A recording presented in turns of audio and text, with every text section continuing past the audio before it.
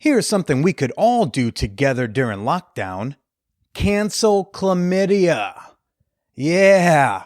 Get on top of your sexual health during quarantine with my sponsor, Let's Get Checked. And let's get rid of this pesky venereal disease. Not only do Man Whore Podcast listeners get 20% off their at-home test kits, 10% of all sales using promo code MANWHORE during the month of May will be donated to the National Network of Abortion Funds. Help us hashtag cancel chlamydia today at letsgetchecked.com and use promo code MANWHORE. Again, that's promo code MANWHORE at letsgetchecked.com. Now let's get to the show. Welcome to the Man Whore Podcast.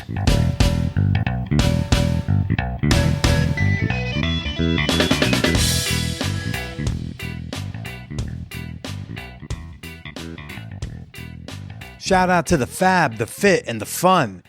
Y'all need to get together and make an app. This is Billy Procida, and you are listening to the Man Whore Podcast. Hey, welcome to the Sex Positive Podcast hosted by a comedian that's not a comedy show. I mean, couldn't you tell with that stupid Fab Fit Fun joke I told 12 seconds ago? All right, hey everybody.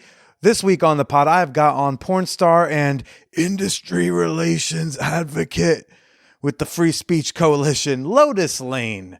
Oh, what a delight. We'll also be hearing from porn star and comedian Kate Kennedy, as well as a brief acceptance speech from the winner of the Best Man Whore Podcast episode bracket. Got a few voices on this week. But first, folks, I did something. I put my dick somewhere where I never expected it to go. Don't know how to say this, but last week I dipped my dick in a tube of goo. Yes, folks, I finally made a Clone-A-Willy. After 6 years and many ad reads for them, I finally made the Clone-A-Willy myself. Do I sound like a big fraud that I was promoting something I hadn't tried myself? Look, I wasn't prepared to put my dick there then. Not sure I was prepared to do it now, but I did it. I had a fan of the show. He emailed me a couple months back asking if it was like appropriate to ask random men that he thinks he's hot on the internet if they would make a Clone-A-Willy for him. I told him that's like very inappropriate. Don't. And if you didn't know, do not DM strangers asking if they'll make a vibrating silicone mold of their cock. Yeah, don't do that. But I said, like, if they work in the sex world, if they're a sex worker, like if it would make sense for them to do it in their work life, yeah, it's appropriate to approach them. And then he slid his sweet way in there and was like, well, will you make one for me? And I was like, yes, awesome. I got paid. So I got, I did it. It took 3 times. It took, I'm not going to say it's easy to do right away. Like at this point I can do it, but you definitely like need a couple extra bags of the molding powder. First try was a fucking disaster. 'Cause like my dick kept being up against the side of the tube, which you can't do. And then the second time I did it on Periscope, and I had people like bombing my Periscope telling me I'm like gross and fat and whatever. And that was a nasty ass. I'm like, but you're here watching the nasty ass. Third time, when I was all by my lonesome, that was the charm. I honestly don't know why Clone-A-Willy and like Blue Chew don't have some sort of partnership together, because like there's no way I was going to try that without using a boner pill. It's just, I don't know. I feel like that's just a natural partnership. It's like you need to keep a hard on for 2 minutes in this tube of goo, and this is a pill that gives you hard ons for 4 hours. Surely they could work a deal out. There's no way I was going to do it without that, but yeah, everybody, it was fun. I'd recommend. I don't know if my promo code MANWHORE is still active for Clone-A-Willy. And if it's not, email them and complain and say, I demand the Man Whore Podcast 20% discount. But overall, I would rate it as a thumbs up once you get the hang of it. So, some lucky fan whore out there is going to have me in his ass, and good for him. Yup. If you want to see a picture of it, it's over on my Twitter at @TheBillyPersida. Folks, we have a winner. We have a champion. It made total sense to me. I don't think I doubted it too much. Over on my Instagram at BillyIsPersida, we've been doing a Man Whore March Madness bracket to determine the best Man Whore podcast episode of all time. And it was determined the winner, the overwhelming champion, really bitch slapped her way through the bracket. Roxanne from episode 180, The Oral Sex Auditions. Great episode. You should all go check it out. But I wanted to give Roxanne an opportunity to claim her title. Let's hand the microphone over to Roxanne.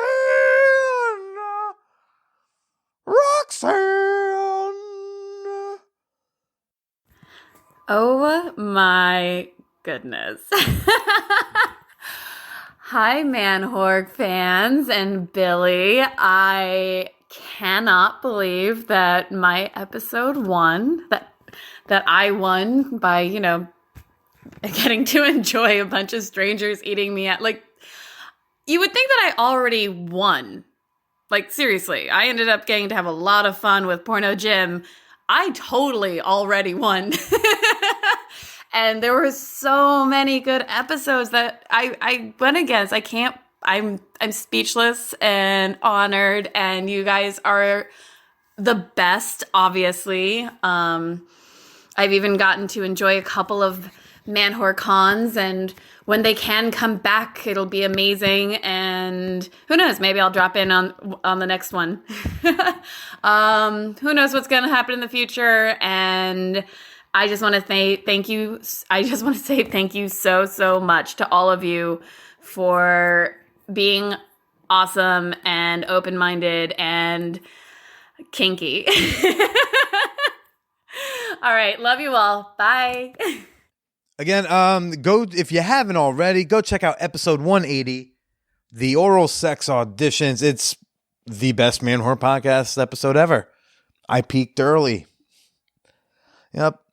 Before we get to this week's guest, Lotus Lain, it was back a few months ago before all this got started. Like back when we thought only those vegans in Seattle were going to get hit by this thing. When I was on my road trip, I got to link up with a mutual Twitter follow, porn star Kate Kennedy. And she offered me her couch to crash on pretty much my entire stay in LA. So she's very nice and way too trusting. But she's a fucking rad chick. Had a really fun time hanging out with her. Regretted that I didn't record an episode of the podcast while I was in town. Immediately regretted it. So I decided to call her up and do a little catch up and have a little chit chat. And we recorded a bonus episode that's coming out tomorrow for my $5 and up fan whores on Patreon. However, I got a nice little teaser of my sit down with her right here, right now for you. So let's pass the mic to comedian, funny porn person, Kate Kennedy. Okay, and we're here right now with porn star and stand-up comedian Kate Kennedy. Hey, Kate. Hey, Billy, what's up? Well, we just recorded a wonderful bonus episode for my Patreon members. That was very fun. Getting into the nitty-gritty about porn. Yes, we did. We got into that just a little bit, just a touch of it's like the 220 grit sandpaper. Mm-hmm, Real gentle, like. Talk about I think almost always there's like a bunch of reasons that go into anybody like pursuing something like this. And the book was a huge part of it. The job market was a huge part of it because, like I said, I graduated in 2016. And I had dreams of maybe working for like the Department of the Interior or something someday. And that there was a federal hiring freeze enacted, so that was not an option. I didn't get into grad school. Wow. I know. How far down on the list was porn? It was not far down on the list, honestly. And I also looked at it as like, I knew always that like from when I was very young, like I wanted to pursue a creative career. And I talk about this all the time is that I don't have a trust fund or any sort of like financial ability to pursue something like comedy or writing or anything creative because I don't have the money to do it. And I think that's a huge problem in the entertainment industry in general, as far as comedy and everything goes, is that, you know, like you have to eat. And porn was a way of like, oh, this job is really fun. It's very interesting. I'm gonna be able to write about it and get material from it. I enjoy doing it, and I only have to work a few days a month. So And you were also like already a really sexual like college kid from yeah, what you had shared. I was already really interested in like alternative sexuality, like the spectrum. Like I've always been interested in sexuality and the way that we express ourselves through that. And so it was just kind of a natural fit for me on all of those fronts. Like I look at my porn career and I'm so glad I did it. I have like zero regret. We'll see. It'll be interesting how much I go back to shooting professional porn after this pandemic is over.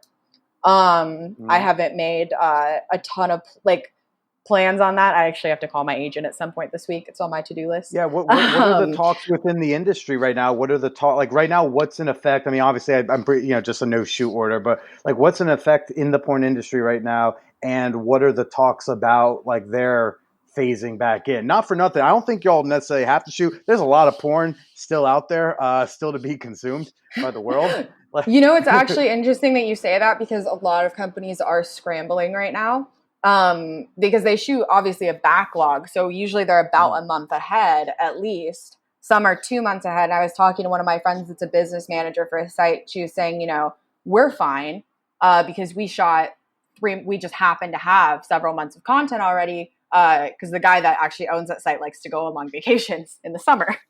And so they were already, you know, doing that. But a lot of companies are actually running out of the produced porn. And so kind of the word in the industry right now is there are a lot of people, especially crews, directors, like production people that really want to go back, which is very understandable because that's their income. There's a good number of performers as well that are very reliant on professional shoot income. And I completely understand that perspective on it. Even though that's like literally where most of the rest of the country's at, where like, yeah, we all want to go to work, but we also like you guys have like the most contact, it's the least socially distant job. So much so like you guys can be negative inches close to each other because somebody might be up inside another one. So I was talking about this too when this first came out, is that it does on the surface seem that way, but for most professional porn performers, we're very lonery type people. The most performers that I know either live alone or have like one or two roommates. They're not super social. They actually don't really go out that much. Like most of these people they like to be at home. And so of all of the populations, I would actually consider like porn people are probably by nature socially distant anyways. It sucks for everybody. And for me personally, like I'm not in a position of needing to go back to shoot professionally right now. And so there's been a lot of offers for cam shows and various like work from home things. So I do have one of those coming up. But generally speaking, with my agent and stuff, I've kind of been like, look, there are people in this industry that I know that need this work so much more than I do right now. And because it's a very limited amount, like there's only so many cam shows they can live schedule and such. What is it like? Was it like a browser saying like we're gonna pump this out to our email list and we want to hire you to do the cam show? And yeah, I mean they contact my agent, yeah, and book me for it the same way they would do a traditional shoot. It's just there's been a lot of emails of like, do you have 4K capability? Do you have a partner that you live with and could shoot with? Are you willing to do X and YZ? And like I've basically been like, look, I'm just focusing on OnlyFans and writing right now. So the things that so some of the things that the porn company, like the production companies and sites, what they're doing, because you're not talking about the cam sites, you're talking about like say a Brazzers or a Naughty America son. So they're doing like similar to what some comedy clubs are doing. To continue the parallels. Like, look, we have the email list of like all of our customers we've ever fucking had. Surely enough of them would want to pay X dollars to watch a live thing, and then they hire out. I've been paid more doing comedy online or doing online shows since quarantine than I had in 2020 so far. You know what I mean? Like for comedy stuff. Yeah. But yeah, it's very interesting, and so you're doing okay because you're focusing on the OnlyFans. Are you noticing any trends with who's doing better versus who's doing worse, or if it's not really that different? Like which parts of porn are doing okay, which parts of porn are struggling? The self-created content is popping right now. Cam shows are popping right now. Anything that you can do, and like we're talking about, like personality and everything. It's really come down to, and it's very interesting to see, because so much of what it feels like in the industry right now is like, how strong was your brand before this? Because now that the market is so saturated with all of these millions of OnlyFans accounts and millions of people turning on their webcams, like, it's the people that had the established brands before this happened that are doing okay. And it speaks back to like the power of narrative, the power of branding, how important it is to take this very seriously as like a job and as a business. It's not enough anymore to just get naked and fucking suck some people. Like, yeah, absolutely. And I mean, I think porn has been on that trend for a while. There are several performers that I've learned so much of. I just learned about like domain rerouting like the other day from Cherie DeVille. I was like shooting with her before this all started, and then we were on a Zoom call, and I was like, how the fuck do you do that? And she explained it to me, and I was like, oh my God, that's so smart. Like, and so that kind of stuff. And like, there are people that are so incredibly talented at this, and have been doing it for so long. And so I think porn has a good handle already on like the power of social media. But I would not want to be like a new performer just starting out right now. And I think it'll be an interesting thing when we do go back, like because the way our industry works is generally kind of get like generations of performers of people that came in at the same time. And so like, there's a group of performers that I would consider like of my generation, like male and female. Yeah, like your class, like a yearbook. And we are kind of one of the last ones, I think, that'll be this way, because what I predict will happen is that a lot of the big name porn stars and big name performers will essentially retire from professional porn after this. Why do you think that? Because they can work from home. And now we've seen just how lucrative it is to be able to just do OnlyFans and just do Twitch and TikTok and all this other shit. And I think a lot of people, like the big performers, will, and this is already kind of a trend, will just shoot a scene here and there for big companies that they like, as essentially as promotional. So it'll be really interesting to see the way that production comes back and in what form, because I do think it'll change quite radically after this. For sure. Poor Mike Quasar. I know. Poor Mike Quasar. Like, oh, that man. And I just love him. And I feel terrible. Mike, if you're listening, I'm so sorry about your dog. Everybody, if you're enjoying Kate right now and you think she's fantastic, I've got a bonus episode with her coming out tomorrow for all of my $5 and up fan whores on Patreon. And you can get to that at patreon.com/manwhorepodcast. But for Kate, for everybody else, where can they go find you? Where can they see you naked? Where can they see your comedy? You can see me naked at theogkennedy.com. And you can find me on Twitter at theogkennedy. And you can find me on Instagram at _OG Kennedy. Fantastic, Kate. Thanks so much for popping on with me during this. And, keep staying sane out there. Thank you. This was fun. You too. Seriously, go follow Kate. She's fun. I enjoy her tweets. Haven't really watched her porn yet. I don't know. It's always a certain line to cross when you start jerking off to your friend. But, that's difficult. You get hot friends who fuck for a living. You want to watch. But that bonus episode is going to be available on Patreon tomorrow. Speaking of Patreon, oh my gosh, the very first monthly Man Whore Munch was a great success.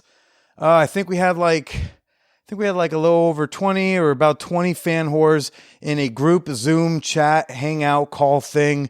I don't know what, I'm not going to call it a conference, but my newest Patreon reward is a monthly Zoom hangout where the first hour is no genitals on screen.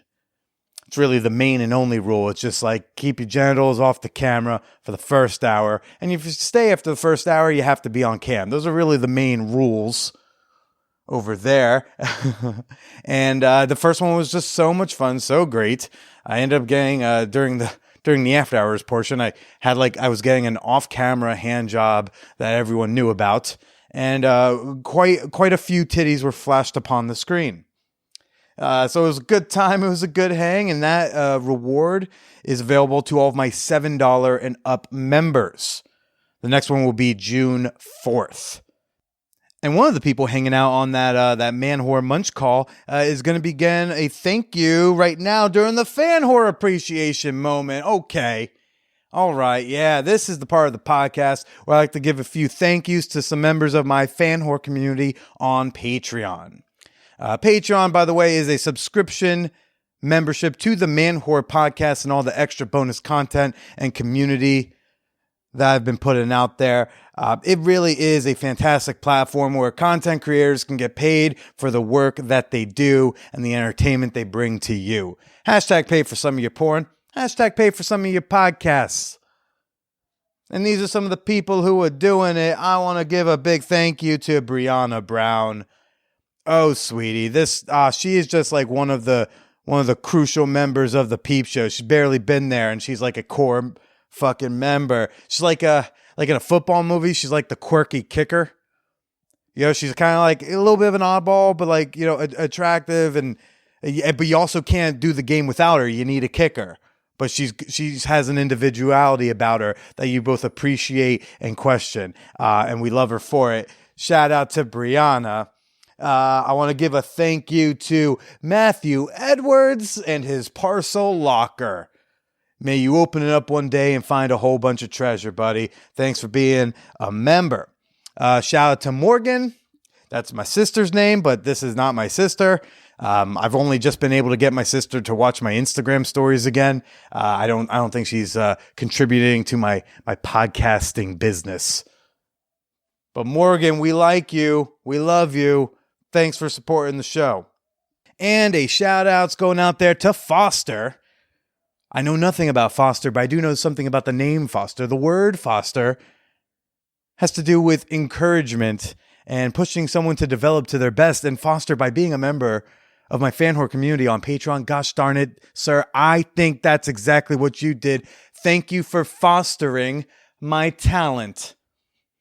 And you too can become a member of our sex positive community and enjoy a whole bunch of bonus content for as low as $2 at patreon.com/manwhorepodcast. Become a member today and hang out with a bunch of awesome whoreheads tomorrow. Well, it's really more of an instantaneous transaction. So, I mean, you become a member today, you get to hang out with them today. I shouldn't have said that, but I'm not going to go ahead and re-record it. This is probably one of the worst sells I've ever made for this, but people, become a member, join us up. Patreon.com/manwhorepodcast. That's Patreon, patreon.com/manwhorepodcast. If anybody wants to donate a marketing coach to me so I can get better at doing that, that's cool too. And now for this week's guest, Lotus Lain. Oh, I really, really enjoyed talking to Lotus. Lotus Lain is a porn performer, but she is also the industry relations advocate over at the Free Speech Coalition, working at the Free Speech Coalition, which is a pro porn organization doing some great work there. She'll tell you more about it. Like I said at the end of last week's show, this episode kind of works as like a companion piece to last week's episode. Not only did I put these two shows back-to-back weeks, but I actually recorded both of these on the same day. I didn't even realize that they were going to be so similar. Last week, we spoke with intimacy coordinator, as well as the director and producer, Regina Benali. Not in porn, just to clarify. And we were talking about on-set safety, talking about consent. We're talking about being able to advocate for oneself. And then, I went to go talk with Lotus afterwards, and we ended up talking a lot about that too. But we also discussed, the very real and still very widespread problem of racism in the adult entertainment industry. So let's go ahead and get to my chit chat with Lotus Lain. Look, I don't think I need to explain to most of y'all the importance of staying on top of your sexual health. I know none of y'all want to put your partners at risk just because you didn't know your status. Come on, coronavirus isn't the only thing that can be asymptomatic. STDs can lay dormant in your system for all sorts of time and you don't even know it. So that's why I am getting tested during this lockdown while we're all stuck at home with Let's Get Checked. Let's Get Checked is an at-home STD testing service. Super simple and easy to use. They send you this kit in the mail. You take your urine sample, you take a very simple, quick, and easy blood sample, you ship it back to them, no extra postage required. And then you get your test results safely and securely online. And the best thing about this is you can do it from the safety of your own home. No need to head out to a doctor's office where, you're just sitting around wondering if you're going to catch COVID when you're just trying to get checked for chlamydia. And I have arranged with Let's Get Checked for 10% of all sales using my promo code MANWHORE during the month of May to be donated to the National Network of Abortion Funds. It's a really great organization that helps women overcome the logistical and financial obstacles to obtaining an abortion. Just go to trylgc.com/manwhore and then use promo code MANWHORE for 10% of your sale to be donated to the National Network of Abortion Funds. And if that isn't enough, using promo code MANWHORE will get you 20% off your test. Visit trylgc.com/manwhore and order your test today. Again, that's trylgc, trylgc.com/manwhore and use promo code MANWHORE. Now let's get to the show.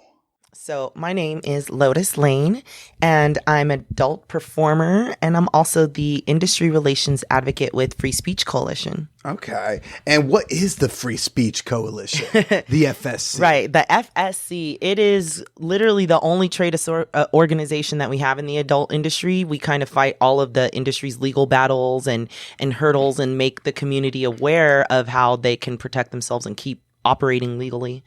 So in a nutshell, FSC is the reason why we still have porn to this day. Yeah? Yes. Well, and how long has FSC been around? We've been around since 1991, and we originally got formed with a group of production companies that were coming under fire from the federal government for obscenity charges. So they pulled their money together to create this organization that has lawyers and lobbyists, and we fight those charges that were coming against our industry. And beyond the obscenity charges of the 90s, we have newer, outside regulation trying to change how we operate and do business. We've had Measure B, condom laws in LA, like different statutes like that we're always trying to...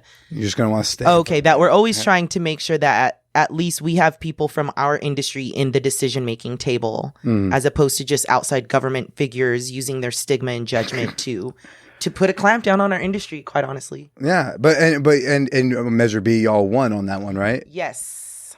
That was the statewide condom. That was like one of the lone bright spots the morning of after that election.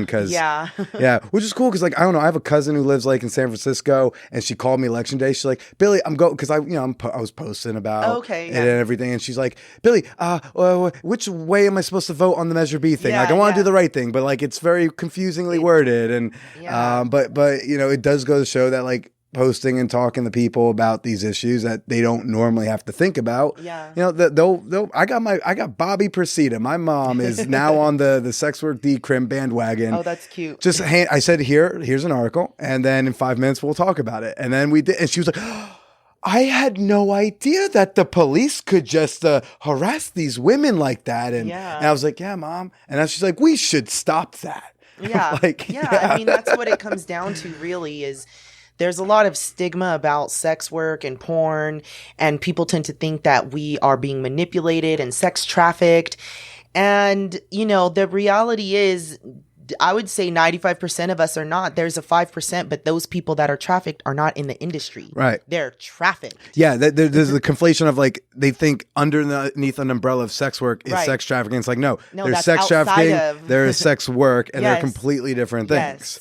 Yes. And they just don't get it. But what's interesting is like, you know, a lot of like say public opinion on queer rights changed as they learned that they knew queer people. But in Right. sex work, they don't know how many sex workers they know because it's still so not safe to even exist as that. Oh no, yeah, completely, totally. So definitely that's part of the work that we do is, you know, battling those battles on a legal level. And then myself just existing as a person, I try and battle it on a societal level and changing people's minds by existing, by being vocal, being active, not just in the sex community, but in regular communities in the world, in the Black community, in the music community, in the mom community, parent community. I'm a parent, by the way, full disclosure. So things like that where I just try and exist where I'm allowed to exist and you know, infiltrate with a little bit of sex work information. And I take it you are then out to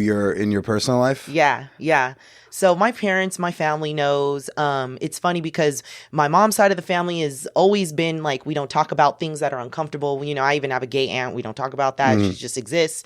Her friend exists. We're all good. We're just not talking about things. And then on the opposite side, my dad's side of the family is super pro everything that I'm doing. They want to know all about it. They want to know who's who. How does this porn star act? Can I go to AVN? They're like into it, you know. Can they go to AVN? They could. Yeah. They just got to get their money together.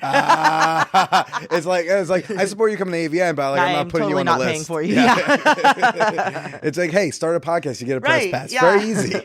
Like, you know, these days you could do an amateur porn, you know, post of your own. It's whatever you want to do. What are the qualifications to like get a talent badge at AVN? I don't know. Do you just have to have an specifically. I don't know specifically because I'm not on the AVN board of decision making. I'm just curious. But yeah. I know that it definitely helps to have an AVN Stars account, which I do. AVN recently launched their own social media paid platform kind of thing, and it's called AVN Stars. Like an OnlyFans or something? It's kind of like a mix of OnlyFans, but it's structured like Twitter. So you can scroll a feed like Twitter, but then you can have paid posts and things and messages like OnlyFans. And it's kind of started taking off within this past year. And I know that that's how a lot of people that I recognize got their talent badges this year. Okay. And so how what was your coming out process like? Coming out what? Within porn. Like coming out To in- coming out to like in your personal life. Was it before you started at FSC or was it? Oh yeah, definitely. So I imagine working here, like, you know, it's hard to live a double life. Yeah, I mean, I mean, you can to a degree if you are around people that aren't extremely nosy and intrusive, which is kind of the cool thing about some of the people I hang out with in LA. I've been lucky enough that people don't directly ask me, what do you do? So what do you do? I remember getting that question asked more when I lived in a small town. But, you know, when I feel like I can trust people, I let them know. But if I feel like I need to like feel them out a little bit more, I'm just say, oh, I work in public relations or something like that. I just make something up, you know, something kind of similar. Oh, I work with disadvantaged communities and advocate, you know, for them. I do advocacy work. Yeah, I do advocacy work for, and they'll be like, women. sure, that sounds great. Why not? Yeah. And, you know, once I hear that, they're like, oh, you're a cool person. You're a good person. I don't need to know anything else. I try and make it sound boring, basically. Yeah. Because the moment you say anything sex, then everybody's like, oh my God, what? Okay, now I have to fucking be my own interviewer, pull out a, you know, list of questions, and it kind of turns me into a circus animal. It's like you want to ask all these questions of an accountant, so can we like settle down? Yeah. So yeah, I always kind of measure how I answer depending on who I'm talking to. What's FSC's like role within the industry? Because there's no union for porn, right? No, there isn't. It's not a union. No, it's not a union, and there isn't a union because we're such a decentralized group of workers and no one's really an employee, you know, unless you're like employed by a production studio. Talking to a comedian, I fully feel this. Yeah, and we're not all located in one area. We're all over the world, basically. There's no way to know like what qualifies as like who would have enough credits to be in. Yeah, so it's one of the things that's been discussed, but it's not able to really function and come into fruition. But aside from FSC, there is APAC, which is the Adult Performer Advocacy Committee. So they do a lot of social networking events and educational seminars and events for the performer community. So it's run by performers. It was created by performers, like for us, by us, basically. And everybody that's on the board is all active community performers. So. Okay. What are the legal battles going on in porn like right now? I mean, obviously we know Sesta Fosta's that's the big umbrella. One. My listeners by now, so long as you haven't been skipping my fucking intros, plenty about Sesta Fosta. We talk about it a lot. There wasn't there a positive update recently in a DC district court? I think what is going on now is there was a bill or something like safe sex study. Ro Khanna's bill from San Francisco. Yeah. To study the effects of it. Yeah. So I think that's kind of a good thing because they've probably heard all of the posting and tagging and, outcry that we've had in our community about how detrimental Sesta and Fosta have been to us. So now this new act, the Safe Sex Study Act, I'm not sure if I'm getting all the words correct, but that is meant to kind of investigate how it's affected us and if they need to readjust and amend some things. So the fact that they're open to looking at it like that, I think is a good sign. It's unfortunate that things have to be so bureaucratical and be, submitted in this form of a study and an act and take months and months and months. Meanwhile, y'all just have to try to still exist while they figure their shit out. Yeah, exactly. Yeah. But I've been finding it amazing. So last year, I want to say like February, April or something, I go to a sex work decrim rally in New York City. And then speaking at some point introduced were a couple state senators. And I tapped my friend, Caitlin. I was like, hey, wait, they're like sitting senators? Like they're there now? Are they allowed to be here? Right. Is this legal for them? Are they going to lose their jobs? Do they know what they're at? Yeah. And I had State Senator Jessica Ramos in New York. She did the podcast last year. Awesome. And we're talking about the bill that she's sponsoring in the state legislature. And I'm rarely inspired by politics these days, but I am inspired seeing actual politicians, current politicians, like standing up for whores. They're willing to put their name on it. Yeah, there has been a few recently. Scott Wiener here in California helped with the there was like a bill that he passed. I can't remember the name of it, but it basically got law enforcement to stop using condoms as evidence against sex workers, saying that, because you have a condom on you, this you must clearly be means hooking, you're a prostitute and we need to arrest you, which is such a bad policy because why wouldn't we want anybody engaging in sex to practice safe sex? Right. So it kind of incentivized sex workers, especially street-based sex workers who are at the most at risk, to stop carrying condoms, hence to stop using protection. You whores are like a public health hazard. It's like, well, you told us to not carry condoms. What do you want? I know, right? So it was really a good win for the state of California. And there's been other recent politicians. I can't remember his name. I think it starts with an S, but it was Suraj Patel. Yes. Yep, in New York, he's still trying to get elected, but he's running again this year. The fact that he still has the passion is to keep running and, publicly stand by us, I think that means a lot. So what are y'all fighting on right now?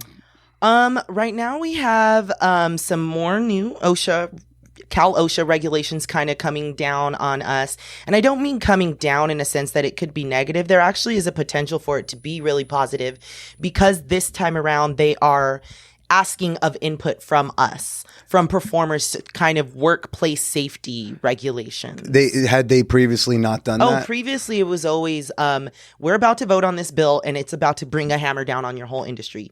And you don't get to say anything. No, yeah. And it was always like a last minute rush crunch to get to either Sacramento office or San Diego office. And that's always the fucked up thing I've realized about politics and the way they do things is one meeting 1 month is in San Francisco, one meeting the next month is in San Diego. So if you have an issue with scheduling or just travel, or it's hard to get from one end of the state to the other, then it's a big fucking state. It is, so it kind of makes it hard. But obviously we are resourceful and we're determined to make sure that we're at least have some representatives there at those hearings. So what are they discussing with y'all now? And are they talking with FSC or just like performers? No, they included us, FSC. Wonderful. And they're trying to kind of, I guess, create some kind of workplace safety standards, something or other. Mm-hmm. We're in the research process right now. Do you think porn needs that? I mean, the face she made. Quite honestly, yes. The fact that it's coming from OSHA, I don't know if that's the greatest thing because of their history with the way that they've treated us as an industry. Mm-hmm. It hasn't always been with respect, especially not mutual understanding and respect. But I'm hopeful that because they asked for input from us this time around, they are trying to resurrect that kind of negative or just, kind of tense relationship we had before with OSHA and between our organizations. Well, what sort of safety standards would you want to see on set? I mean, I would definitely like to see, some kind of language about just surfaces, floors, sanitation. Oftentimes rental houses are not up to a standard that you would want to have sex in. They're just an available location. Right. So I would like some new couches, maybe. Yeah. I think there's only 3 couches in all of porn. They get rotated on. They're the same 3 couches. Yeah, just they get rotated on the same truck, just driving around the valley in circles. So things of that nature, or even just having a grievance process, an actual grievance process, because that's been the toughest challenge for myself being here, as it was one of my first goals, but I still haven't been able to fully address it because it's just so difficult, is how do people file or deal with grievances on set with work, you know? It can't just be Twitter. No, and that's the thing that that's I've the always only said, thing that's available the right only now. thing we have, because we don't have a human resources department. We don't have an authoritative figure that can, do something. Like, for instance, the police can do something if you call them and say someone violated me. Maybe not. Maybe not necessarily in a sex work situation, but like, hey, I'm a regular person and this person assaulted me. Okay, I call the police. But if you're like a porn performer and someone assaulted you, you can talk to the director that's best friends with the performer that assaulted you, or you can talk to the production company that's based in, another state, or you can talk to who. And that's why many people go to Twitter, because who do they turn?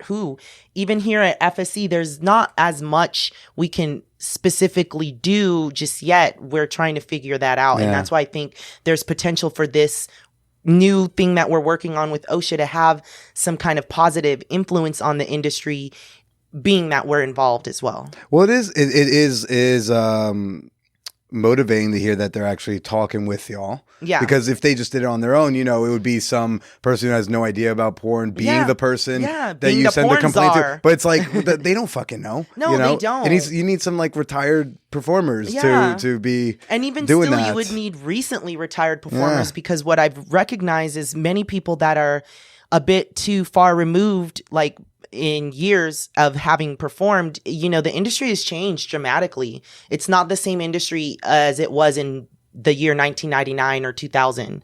It's not even the same industry as it was in 2005. It changes so rapidly because of the internet, because of new apps and technologies and ways that we communicate with our fans or put out videos. So it definitely is a moment in time where you have to think of the input that we're receiving. It has to be relevant input as well. Yeah.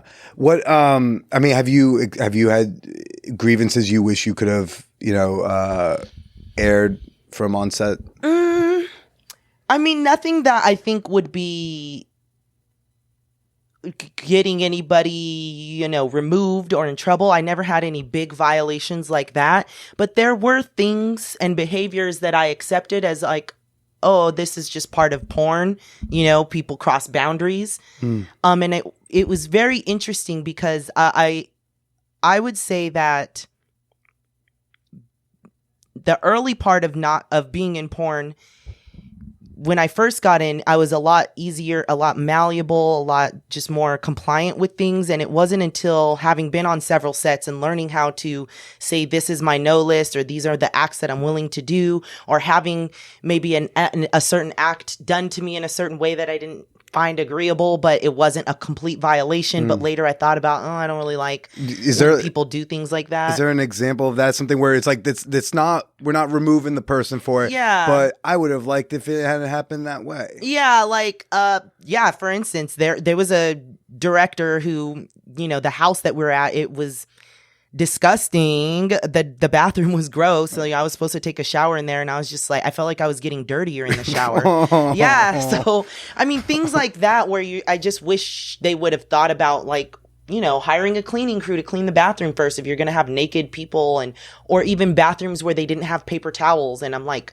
wiping on my shiny polyester porn outfit, my hands off, and that's not going to dry my hands or clean me, things like that, where it wasn't like a complete violation, but it was like, this is kind of not top standard treatment, or maybe on set, someone grabs me in a position or holds too tight, but don't want to mess up the scene. So later I think about it, I'm like, oh, well, I'm bruised there. That's because that guy was like, kept spanking me so hard on that one cheek, And what would have been the way to prevent that? Just like having a conversation of like, hey, like, can we do some practice test spanks? So test spanks. Or maybe, when I touch your knee like that, switch to the other butt cheek, like those kind of things to kind of think about and know to talk about with your partner beforehand. So I would say that being in the porn industry longer got me to find my voice, because then I would recognize, these are moments where this could happen. So I need to speak about this right now. I need to prepare myself for this and my partner. And it just sounds sad to me that like one would have to be in the industry for a certain amount of time to find that voice, and can't just like come in day one, was taught X, Y, or Z, or knows that there's this person who's going to advocate for me if I need it. I mean, that's the way it is even in the real world. We don't know how to communicate and speak up with our partners with sex sometimes. People tend to not want to ruin the mood, so you don't want to bring a condom out and discuss the last time someone got tested, or you don't want to say, your fingernail is jabbing me. Can you not pinch my nipple so hard? You just kind of like squirm and giggle out of it or something stupid, So you come into the industry not knowing how to navigate consent, into an industry where you really, really, really, like, every decision you make is going to determine the way you feel about this work. So I feel like I have realized it now that the best thing you can do about coming into porn is be a decisive person. Because when you're not decisive, you don't know how to speak up, or you don't know when to speak up. You don't know if you should speak up. You don't know. Yeah. So that's how the things end up happening, or like later on you end up regretting them. But if you come in a little bit more focused, knowing who you are, how to say what you want or what you don't want, it is a bit easier. And I feel like the sad reality is you don't develop that voice until a few scenes in, unless you're already that kind of person that was like raised by parents that were like, be strong, do this, do that, and kind of made you into that person. But were you not raised with that? I don't think many people were. I didn't even think that was a thing. I didn't know that I wasn't strong. I felt strong. It wasn't until you're put in these really different situations that you've never been in that you realize you need to know how to talk about it, What was that kind of revelation for you? Like, when did you realize, like, wow, I need to start saying, hey, I actually don't like my nipple tweaked that hard? Maybe like, getting bruised after the fact, or maybe even other times way after the fact, months later, hearing about people being violated by certain people or being talked to in a messed up way. And I'm like, oh yeah, they talked to me that way too, but I didn't think about it as much. It didn't bother me, or I like pushed it away, but it really bothers this person. It's really hurting them. They're crying. They're having a breakdown because of something that I also experienced, but maybe didn't even mention. So now they're getting the worst of it. Do you feel like, so by seeing them break down for it, do you feel like, oh, that now gives you permission to speak up when that same thing happens again? Yeah, because, or even realizing that did affect me, I just pushed it away. deeper, you know, but seeing someone go through, I'm like, wow, I experienced some similar stuff. How did I deal with it? I didn't. Maybe I should talk about it. And that kind of, you know, awareness made me aware that, you know, the silence is part of the violence too. Yeah. Have you noticed some parallels with the things that would happen on set that you didn't love happening? Were you seeing those in your personal life? Yes. I would say, like, in personal dating or hookups or whatnot, I would see, or I would feel and notice, you know, men or partners trying to kind of like not negotiate things. You know, like, we're just going to do these things. Not like in a forceful way, but... Just like, they'd be like, oh, let's just hope it works. Yeah. Like, let's just push this dick in this hole and see if it happens, you know? I remember hooking up with this guy who, by the way, was older, like literally in his 40s, like a lawyer. So you would think like, oh, this is a sophisticated guy. They know what they're doing, or they know how to talk to people. He's a freaking lawyer. Like, he literally just like we're having sex doggy style. He just jabbed his butt or dick into my butt area. It didn't go in the hole because it wasn't prepared. Right. It wasn't wet enough. Like instant mood killer. Like, what are you doing? And he's like, oh, well, you know, I thought we could do. You thought like you wouldn't want to talk about it to me, the person you're gonna put it in. You could even sexually be like, oh, I really want to fuck you in the ass. Yeah, pause build for up. answer. Yeah, you know, anything like that. So yeah, even that, and that's what I mean. Like, regular people are not conditioned to speaking about consensual things or negotiating things. We just like try them or like look and like, oh, I'm gonna, you know, do this. And like, if the person pulls back, then we're like, okay, no. Or sometimes yes. I don't know. It depends on the person. So it's really interesting though that, you know, the porn industry is giving me this voice and giving me this deeper understanding of how to navigate communication with people. It's giving you some sexual maturity. Definitely. Which is wild. You know, people, it's so cool to see, because like, you know, to battle that, you know, consent education is like slowly but surely working its way into the mainstream, and porn performers are one of the large swaths of people teaching that. You got the Nina Hartleys out there where people are looking to jerk off. They accidentally find a consent video with her and I'd be like, well, there are tits in this, so I'll watch. Yeah. And as they be it, they're like, I think I'm learning something though. Yeah. You know, but it's incredible. And I don't know. I actually, the recording I was doing before over in Woodland Hills, this woman, Regina Benali, she's an intimacy coordinator in Hollywood. Oh, that's cool. So she will go, and this is like apparently a very new job that exists. Yeah, I've read about that. I would actually be interested in doing that myself. I think porn performers would be very good at it too. I think we would. But she was talking about like being like part of her job isn't just the choreography of it all. It's to be that advocate on set so that you don't have to go to the director and say, I didn't like this. Because then they think, oh, this person's difficult. It's like, no, you got someone there whose job is to make sure both of y'all. To eyeball those kinds of situations. Yeah. I mean, even myself, when I've PA'd on set, I kind of am like that. I remember seeing a situation. PA on porn sets or Hollywood sets? Yeah, porn sets. I never think of porn having PAs. We do. I mean, someone needs to get the bucket ready, you know.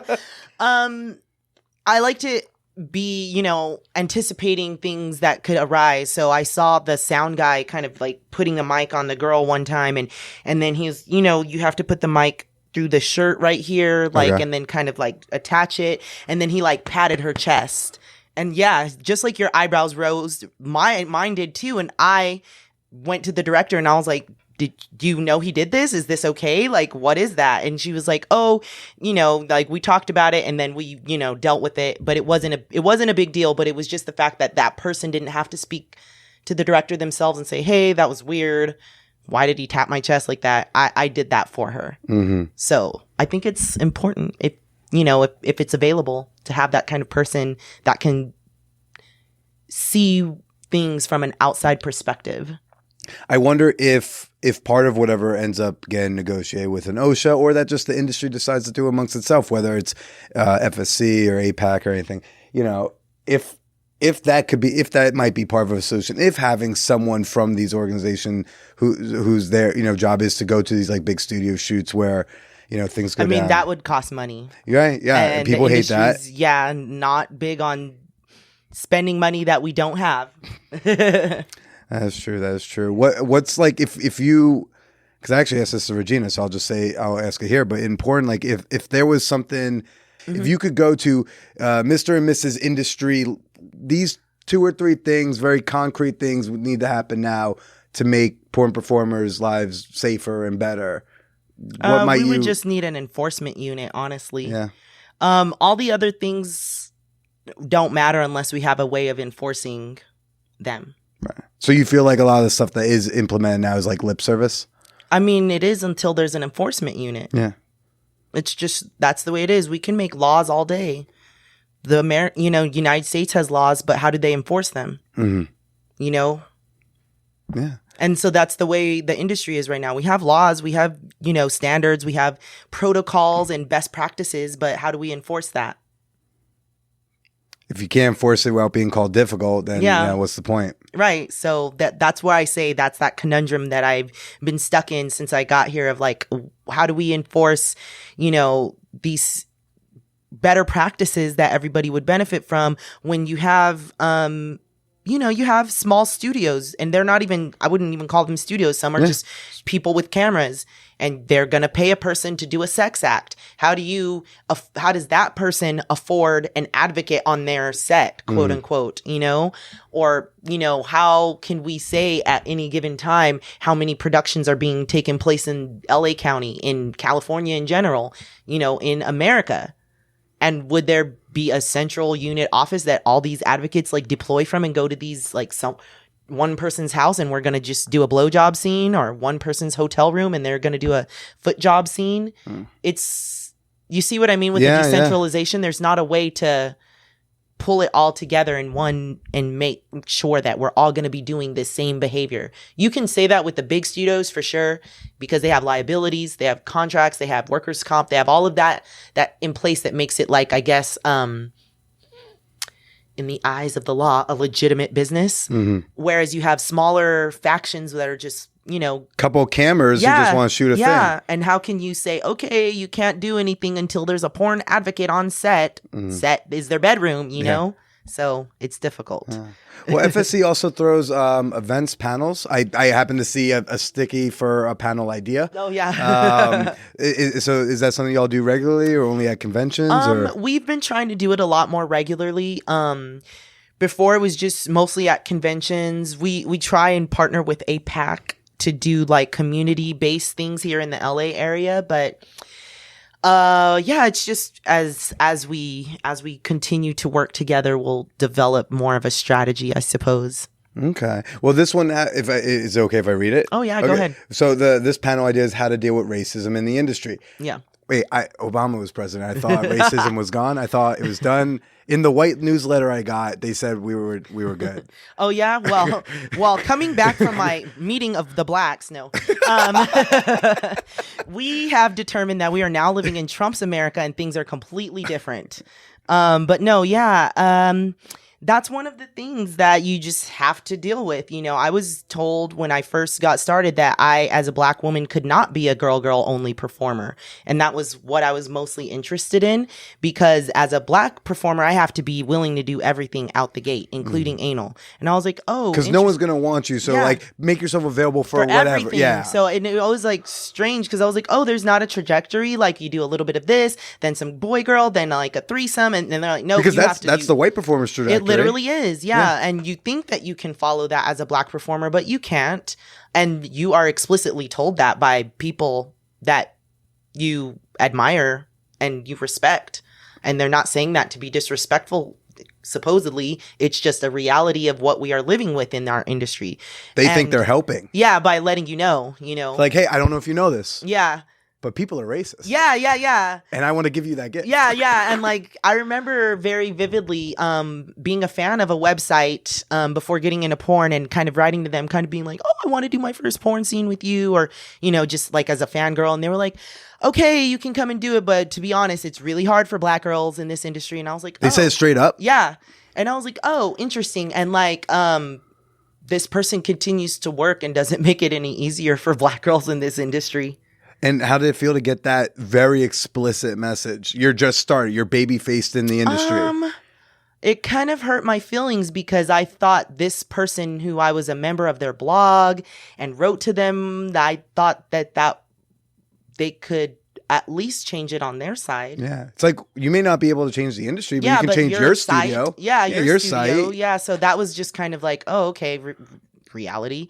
And then one of the other things that I would say too about dealing with racism is because everyone sees me as like such a black girl, all of my mixedness that I used to subscribe to and be a part of before the porn industry kind of trickled away, and I came into my blackness a lot more. Like I was always felt this separation of being like, oh, well, I'm a mixed girl, a mixed black girl, and there are black girls before getting in the porn industry. And once you're in the porn industry, you're black. You're a category. Yeah, you're not not black. There's not. We don't mixed. have. Yeah, we don't have a mixed tab Yeah. on Pornhub. Yeah, so you're black. You can be Latina. You can be black. You can. Yeah, and that's the thing too. I am part Latina, so I always thought like, oh, I couldn't. No, you can't. I literally cannot be part Latina, and I can't be playing a Latina in porn because when you look at me, you see a black girl. So I'm always going to be black, and this always black label that is put on me and pushed on me as ebony as well was like a piece of wood.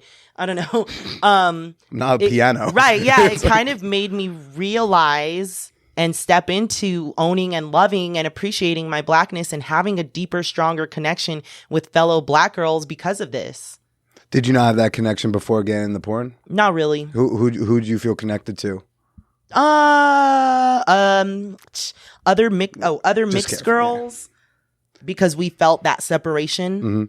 But that must be difficult in just that you don't know who. Yeah. Like there's no, you're not wearing a label. Yeah. I mean, we that. could just look at each other's like skin tone. Oh, you kind of have curly hair.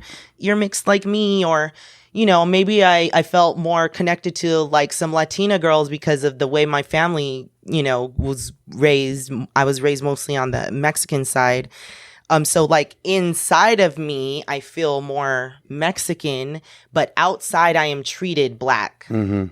And that was something that I had to adjust to. And now I feel comfortable in both ways, but it just was different realizing the placement that this industry gave me. You get to live your life, you know, your personal life as you are, but when you're on set, you are that category. Yeah, the black girl. Yeah. Yeah. It's black, Latina, BBW. It's like you're your category when you're on set. Right. And even with other categories, like you mentioned BBW, some girls find themselves in that category and they might not identify as that as a person just because they have big boobs and then they put them in the BBW category because they have big boobs and big thighs. But when you look at them, they're not traditionally BBW, like where their belly is full and their butt is full and everything's big. It's like, I'm just a thick girl. Yeah, what? yeah. Like I remember seeing one of my friends say that. She's like, I'm not a BBW, I'm just thick. And I was like, that's kind of a fucked up placement too, because you can't. So that's one of the things. Porn will decide where to put you. You don't decide where to put yourself.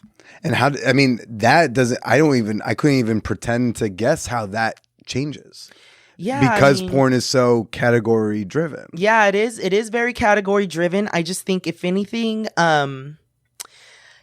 because of the niche and because of the labels, sometimes if a production company is producing a niche movie, that movie won't get as much funding as like just a non-identified white movie, you know, like non-extra labeled, non-niche labeled white movie. We'll get like hair and makeup. They'll get, you know, food budget, a nice location, maybe another production. If it's niche, they'll try out the new janky location that hasn't been vetted or cleaned, or maybe we'll skimp on a makeup artist. So everybody has to come hair and makeup ready. They won't provide wardrobe. So you have to bring your own stuff, things of that nature, you know, where it's like just little like, you know, scrapings that they keep taking off and off the top to make it a little less, the value of the production a little less. That's all. Well, so last year at AVN, like one of the topics that was coming up a lot in all the episodes I was doing was the difference in pay for interracial scenes. But I actually don't know really much of anything about how is the experiences being like a black female talent versus a black male talent, is it vastly different? Oh yeah. Or is it somewhat similar? I would say it's vastly different. So for instance, because black males are a very usable and reusable tool in porn. And a literal tool. Yeah, literal. Like just big hard dick, right? That's all you need to have. There's a lot of interracial porn that will star them, so they will work a lot more because they're a very useful tool that is always being used in the interracial porn, which is very popular, we're not ever used in interracial porn. Black girls ever. Maybe like 0.01%. And then there's like a white guy fucking a black girl. But like there's even group scenes like gangbangs and stuff, and there's a lot of black guys on set. What I've noticed is because they get to work so much more and so much more together, they get to create a camaraderie that we don't get to have because they see each other more often. They're on set with each other more often. They work with each other more often. They high five each other. They form deeper friendships. We form friendships out of necessity, out of who we relate to the most, out of who feels our struggle the most, out of who has the most similar upbringing to me the most. It's not because I've worked with this person a lot or I've seen this person the most. We don't really get to see each other on set in passing. Black girls. That's what I'm saying. And you don't Because feel there's not like big gangbangs of black girls. Right, you right. know? So you don't see us always getting to work together. Like if you look at a dog fart shoot, all the black guys are always there. They're all working together. They're like all 10 of them, like every week. And like maybe once a year, there's a moment where all the black girls get, and all, like maybe 3 black girls get to see each other 3 on set. of the 5. Yeah, No, okay. right, exactly. So, But you don't feel that camaraderie with the black talent, male talent. I mean, we do. That's the funny thing is they're cool with us. Like they're cool. We're cool with them. There's not like beef or anything or jealousy. You think because they of see that. the white girls and be like, yeah, but that's where the paycheck is. Yes. Yeah. And so then to go back to your sticky note, how do y'all deal with racism in the industry? Right. What is that? Would you want to portray in that panel?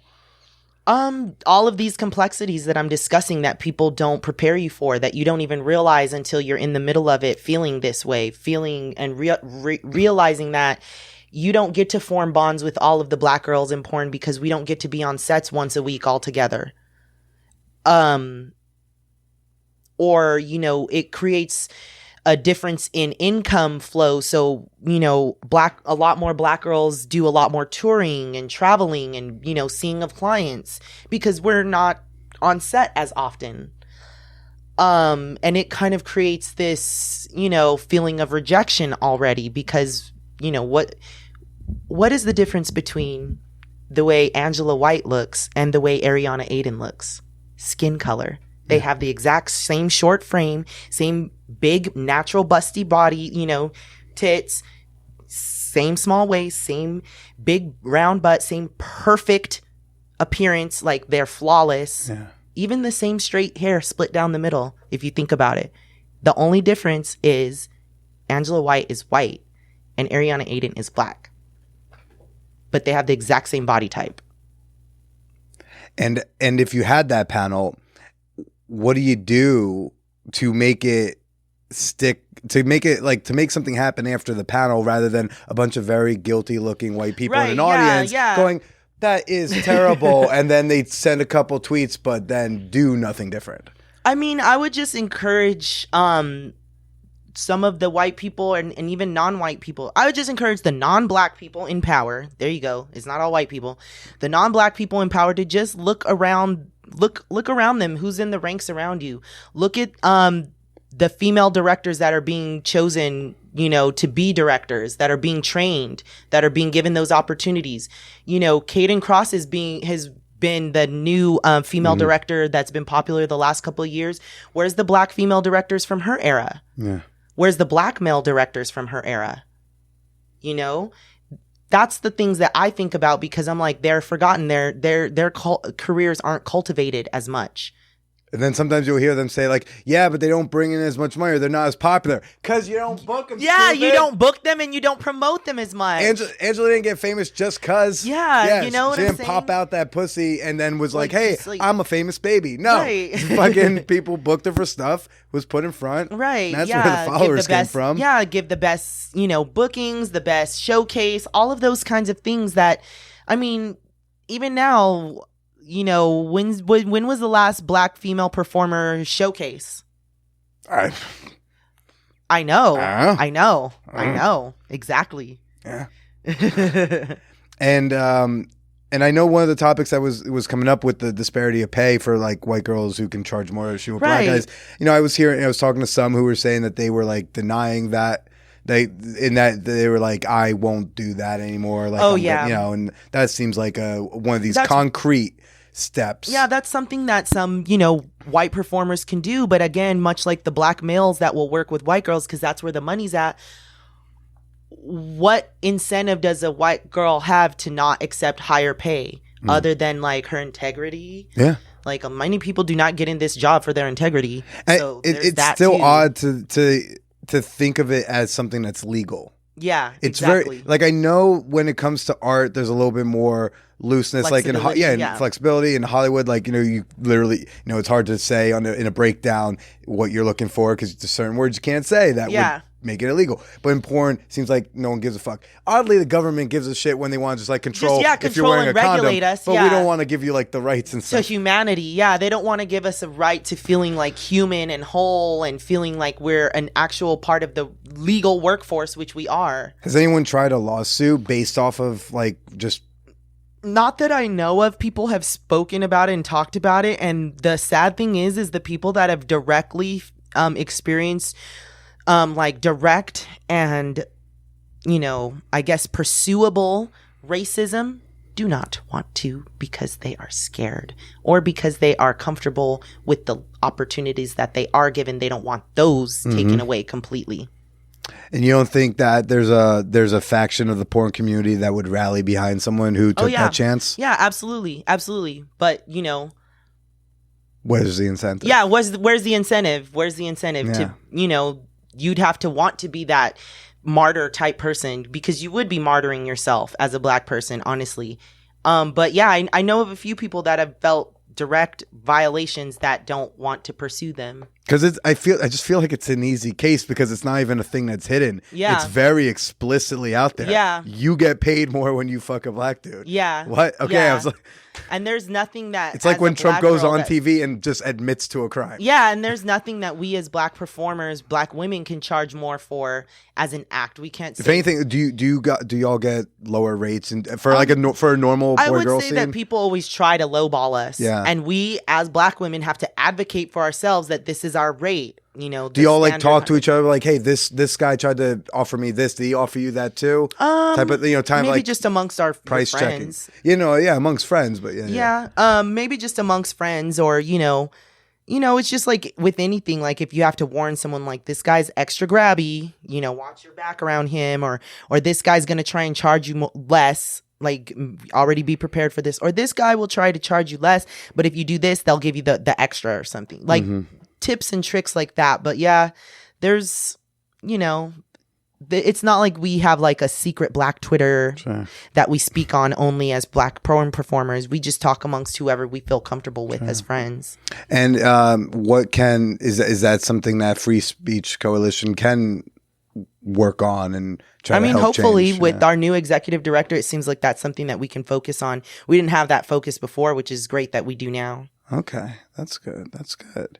Well, Lotus, thank you for chatting with me. Yeah. I appreciate it. This was great. Was there anything that we didn't get to that you had like some sort of burning desire to discuss? No, I'm comfortable with everything we talked about. Okay, cool. Yeah. Well, Lotus, where can people find you? Where can they follow Free Speech Coalition? So Free Speech is on Twitter and Instagram. We're at freespeechcoalition.com or freespeechcoalition.com. That's our website. Instagram is spell out the words Free Speech Coalition. Twitter is FSC Army. So that one's a little bit different. FSC Army on Twitter. And then for myself, I'm on Twitter and Instagram at It's Lotus Lain. So that's spelled ITSLOTUSLAIN. To make it easy. And if you want to see some nasty stuff, you can check on my OnlyFans at onlyfans.com/It's Lotus Lain. I know we got quite a few OnlyFans fans who are fans of this show. I said the word fan an uncomfortable number of times. Oh, really? Just then. But Lois, this was fantastic. Thanks for sharing that stuff with us. And yeah, no problem. Why don't you go ahead and say goodbye to everybody? Bye, everyone.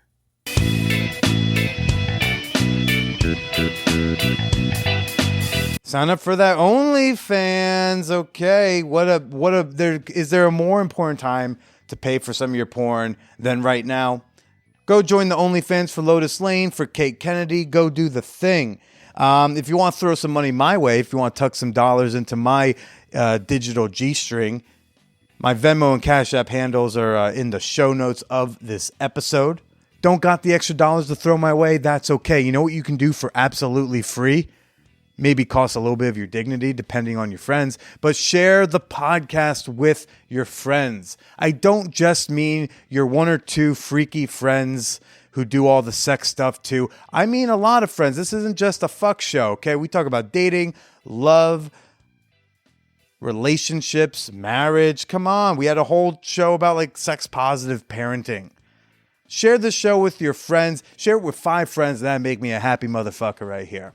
You can also, if you're listening to this on an Apple device, you can leave a 5-star rating and review. I love those too, but seriously, share the podcast with some friends, okay? Everybody, help them discover a good podcast right now. If you want to send me any comments, questions, titty pictures, complaints, you can send any and all of that over to manwhorepod@gmail.com. My bonus episode with Kate Kennedy comes out tomorrow on Patreon over at patreon.com/manwhorepodcast. That's Patreon, patreon.com/manwhorepodcast. Get checked for an STD from the convenience of your very own home. Go to trylgc.com/manwhore. Use promo code manwhore for 20% off an at-home STD testing kit. That's trylgc.com/manwhore promo code. You know what it is. Next week, I have got on a great, a sexually academic guest. I'm excited for it. Lynn Camella, the author of Vibrator Nation. See you next week, everybody. Stay home and just be slutty online. Yeah, but that one just doesn't have like the same ring to it.